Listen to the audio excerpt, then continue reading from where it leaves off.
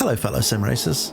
Today I'm finally taking a look at Watkins Glen for Assetto Corsa, and I can't think of a more appropriate day for this, because 50 years ago today, a young upstart by the name of Mario Andretti took his first ever Formula 1 pole position at his first ever Grand Prix start at this very circuit. But that serendipitous piece of trivia aside, the real reason for waiting until now to make this video was because I wanted to wait until the mod reached version 1.0, and that time has finally come.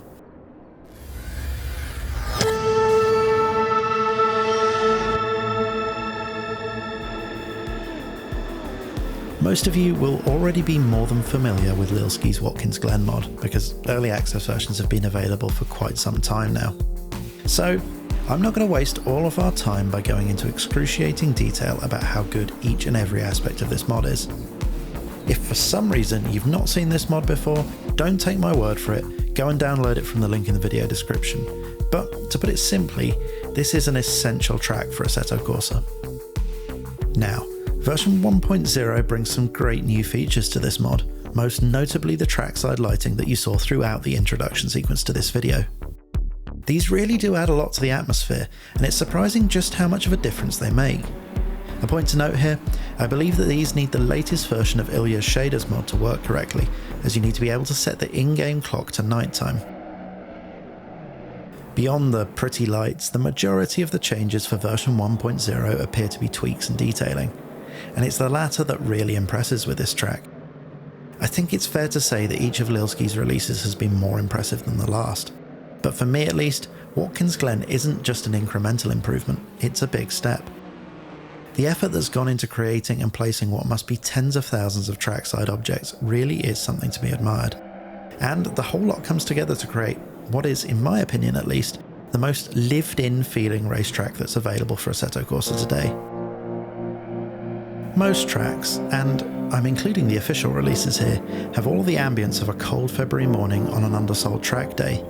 But this feels like you're in the heart of a race weekend, and it's hard to undersell just how much that adds to the immersion.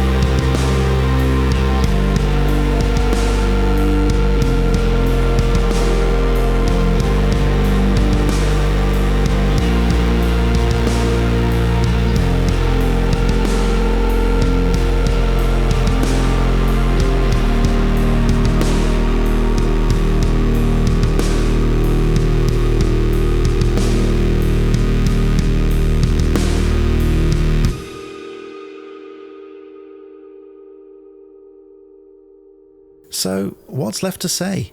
The Glen is a hell of a racetrack, and it's fitting that the Assetto Corsa version is every bit as good. But it's not just good, it's outstanding. Arguably the standard by which future mod tracks should be measured. That may sound like hyperbole, but it's difficult to convey just how good this track is. Part of that's to do with the real place, its fantastic layout, location and storied history.